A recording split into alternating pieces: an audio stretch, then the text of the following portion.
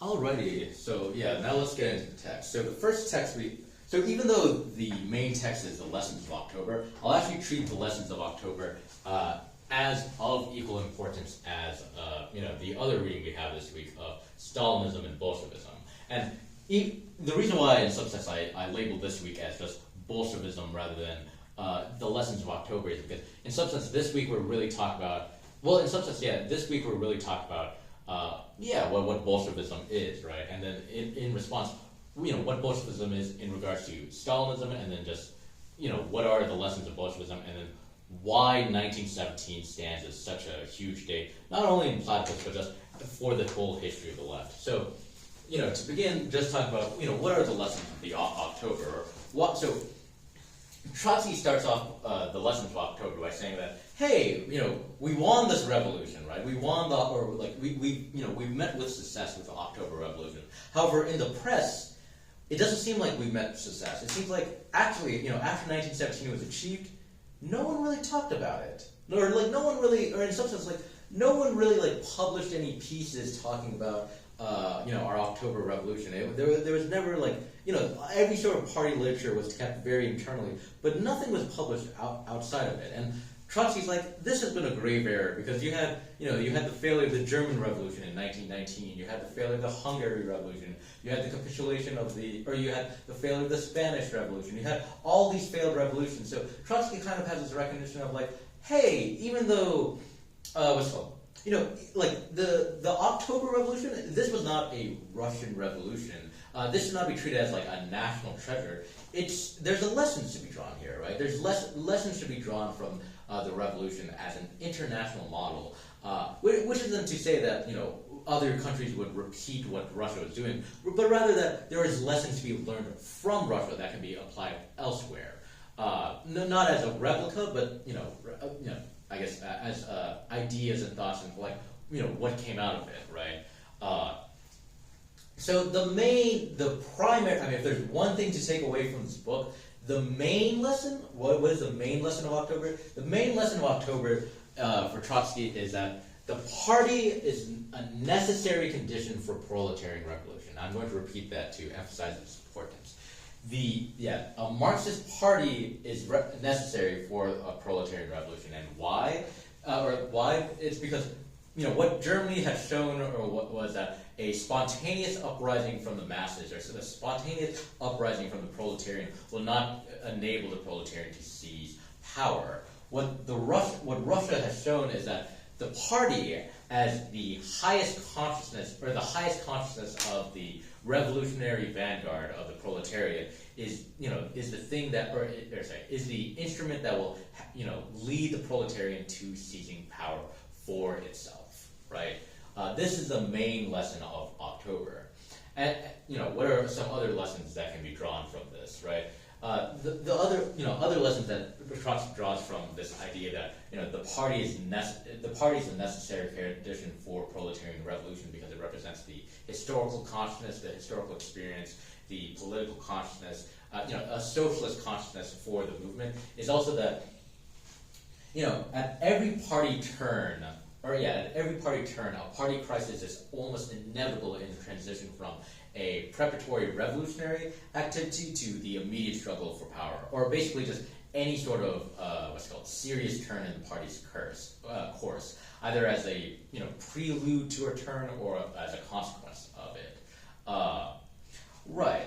So what Trotsky talked about with this kind of when he talked about the party crisis, what he has in mind is, in some sense, it's a whole history of Bolshevism from, its inception of, the RSDLP, of a split happening between the Bolsheviks and the Mensheviks regarding party membership because of, they were just an underground organization, to later, after the 1905 revolution, where there's the whole crisis of Lenin saying hey, we should open up our membership, and then the old Bolsheviks quoting what is to be done against Lenin, and Lenin being I wrote the book, but the old Bolsheviks quoting that against Lenin regarding trying to remain an illegal underground party to, so that's another turn to, later on, to so forth and so on to in 1917 with Lenin saying all power to the Soviets, whereas the Bolsheviks are like, oh, well, aren't we, don't we need to still complete the bourgeois revolution,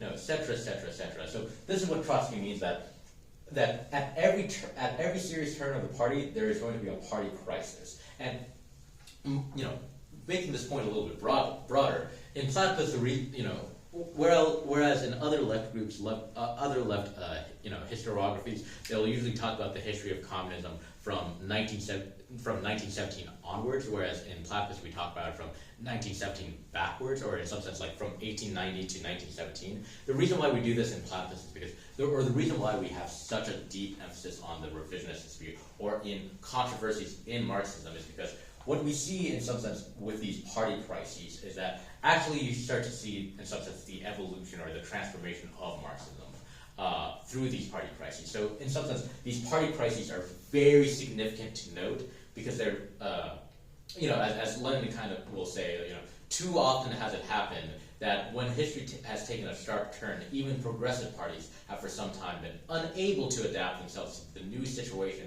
and repeated slogans which had formerly been correct and has now lost all meaning, right?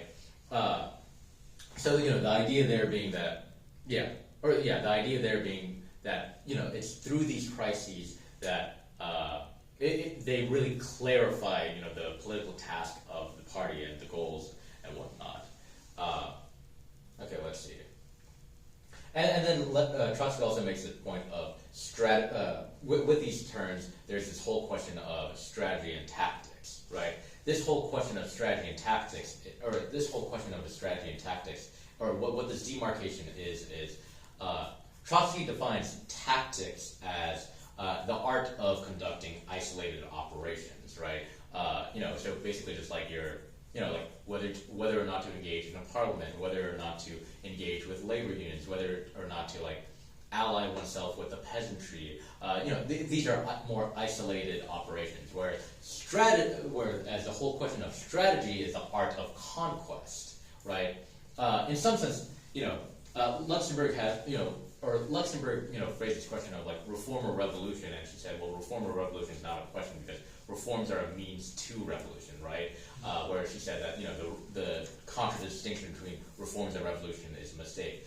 Trotsky makes kind of a very similar point with strategy and tactics. It's a question of reform and revolution, but phrased in a different manner, or phrased in the question of revolution, or in the question of seizing power, where in some sense what Trotsky says is strategies are subordinated, tactics are subordinated to strategies, right? Tactics in some sense are, reforms, right? Strategy is the revolution, or at least this is a question, or this is kind of an analogy to use when trying to think of tactics and strategy, right? It's a question of, it's a question of the dialectic between the two, right? So, of course, and this distinction of strategy and tactics, it's not how this is different from the question of reform and revolution is that strategy and tactics arise as a distinction that arises with the decline of the Second International and the whole advent of the 1905 revolution, where, the question went from, how do we maintain a party to how do we seize power, right? So that's where this is how this question of strategy and tactics is different from reform and revolution, because strategy and tactics in some sense is much more concerned with revolution than, or is kind of the question of reform and revolution within revolution, if that makes sense. Okay, so with that said, then Trotsky basically talks about the whole history of the party, right? Without, in some sense, repeating the entire text, kind of going through each one of these events and talking about kind of the lessons learned the lessons learned from kind of these main lessons and how they played out historically is Trotsky begins with talking about what's called what Menshevism is, right? Menshevism, Menshevism at its final analysis, what Menshevism is basically this idea that backward countries repeat the history of advanced nations. And basically the whole Menshevik program ultimately boiled down to this idea of we need to focus on having a democratic bourgeois revolution. This idea that, okay, what social democracy needs to be is social democracy needs to be basically a left opposite, or it needs to be basically a left opposition within the bourgeois revolution. It needs to basically push the bourgeois revolution to its completion, and then once, in some sense, Russia, becomes a capitalist, or once Russia becomes adequately a capitalist nation, then we can, talk about a socialist revolution. The Bolsheviks initially, right, the Bolsheviks back in 1905 had the idea of the democratic dictatorship of the proletariat and the peasantry, where the idea was the democratic dictatorship of the proletariat and the peasantry. Well, it changes, because first what that means is the idea that the bourgeois revolution will be had by both, or the people who will lead the bourgeois revolution is not the bourgeoisie themselves, as the Mensheviks believe, but rather it will be the proletariat and peasantry. And the idea there was that the democratic dictatorship of the proletariat and peasantry would be a stage toward the socialist dictatorship of the proletariat supported by the peasantry. If folks will remember from our, permanent revolution week, Trotsky actually stood outside of both the Mensheviks and the Bolsheviks, where Trotsky's idea was the whole idea of was permanent revolution of yes, the proletariat will seize power in Russia, with the help, yes, the proletariat in Russia will seize power with the help of the peasantry, but it won't stop there, right? Either, once the proletariat, seizes power, it will try to consolidate its rule through its dictatorship and then promote revolution elsewhere in the world in order to advance the socialist revolution internationally. So this is how, in some sense, back in 1905, Trotsky was kind of on the left of both the Mensheviks and the Bolsheviks. I mean, if people remember, I guess now that's kind of irrelevant, so let me not actually bring that up. I'll bring it up in discussion. So that was the whole idea of what's called. And in some sense, with the old Bolsheviks and this whole idea of the democratic dictatorship of the proletariat and the peasantry, Trotsky makes a note that they made a slip into Menshevism because they focused so much on the democratic character of the revolution that they forgot the socialist character of the revolution. So in some sense, even though the Bolshevik Party, they changed in their ideas of they became much more later in 1917 they became much more attuned with the idea of permanent revolution, or this idea of Russia had completed the socialist or bourgeois revolution and it's ready for a socialist revolution. The old Bolsheviks did fall back into kind of a Menshevism by holding up the slogan of the democratic dictatorship of the proletariat and the peasantry, because they were throwing in that, or they were still holding on to this idea that Russia still needed to achieve a democratic bourgeois revolution. What the February Revolution, or let's see. Anyway, and I guess Trotsky also makes this note that the question of war and the question of revolution was a very was fundamental to the Bolsheviks and was fundamental to all the purported socialist parties in Russia, because both of them conditioned each other, right? How one looked at the war of whether to defend the fatherland or whether to whether to support one's fatherland, or the question of this idea of defensism, whether to defend the fatherland versus this idea of defeatism, rather to in some sense to defeat the fatherland, or create civil war within the nation, right? This became a decisive question, this question of war became a decisive question for the parties within Russia, and Trotsky said, within the parties in the international in general, right, between this idea of social democracy or Bolshevism. Does one support, or does one defend their fatherland, or is one just merely a left opposition to imperialism, or does one try to create a civil war within one's nation, to defeat the fatherland, right? So the question of war is intimately and dialectically related to the question of revolution. We talk much more about this during our imperialism week, so I won't dwell on it too much. But yeah, this is what Trotsky talks about here.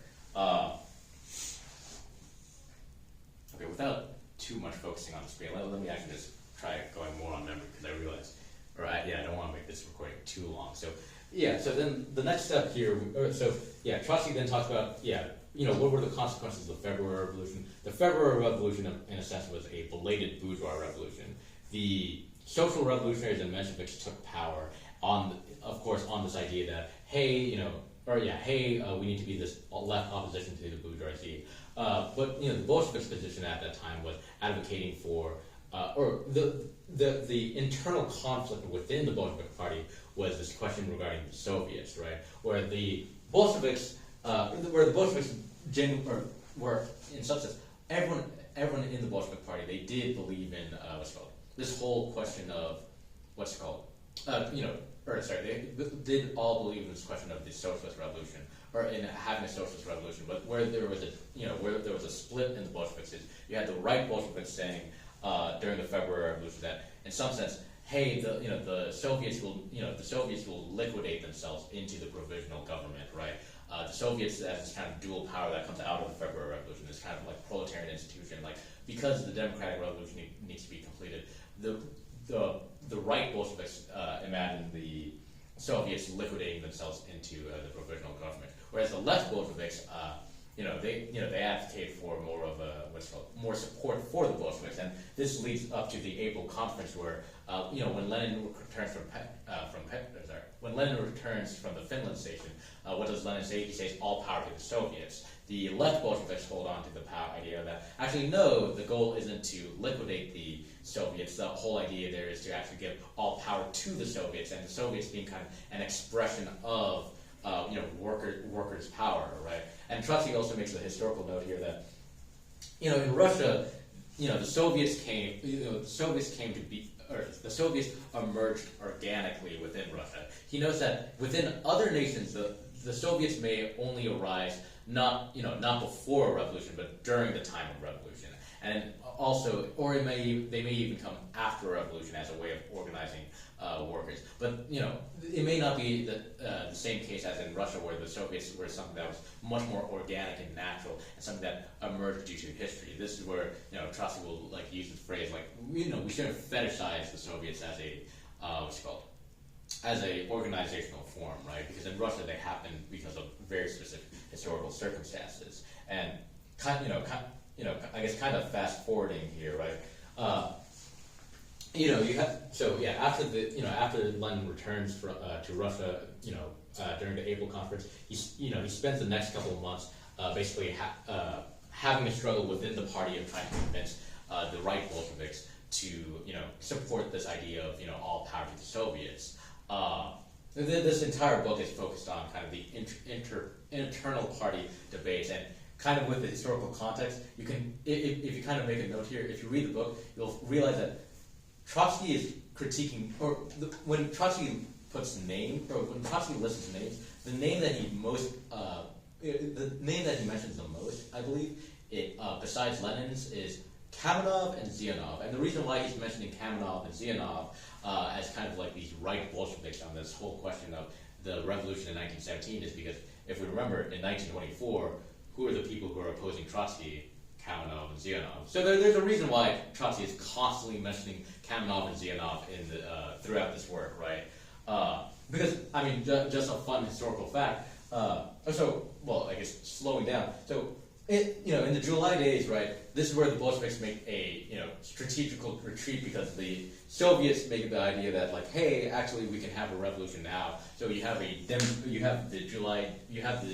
demonstrations happen, but the lesson that is learned here is Lenin makes a realization that, hey, actually the revolution is far too early right now, or if we have a revolution right now in July, it's far too early. The proletariat is not ready, and the right Bolsheviks kind of snicker at this, where it's oh, look, the July days when have succeeded. Doesn't that mean that we should hold off on revolution, right, or should hold off on this whole slogan of revolution?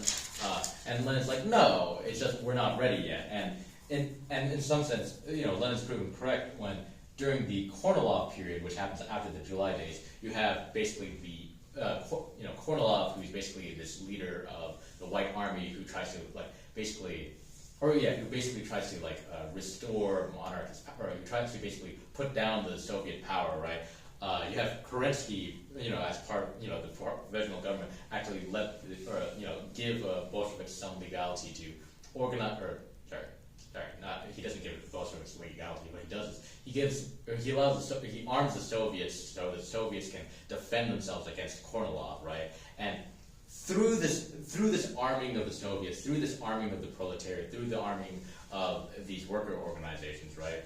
It basically prepares the proletariat for the seizure of power, so much so that, before, during the days leading up to the October Revolution, the Bolsheviks, under the guise of Soviet legality, say, "Hey, we're going to have a meeting with the Soviets in order to kind of discuss our plan." But that plan that they were actually discussing was this question of revolution. So the comedy here is that the Bolsheviks, in some sense, doing something extremely illegal, which is seizing state power. They did it under the whole guise of Soviet illegality, because it's like, oh look, it's like we're just here to talk with the Soviet, or we're here to just talk with the Soviets regarding what our plans forward are.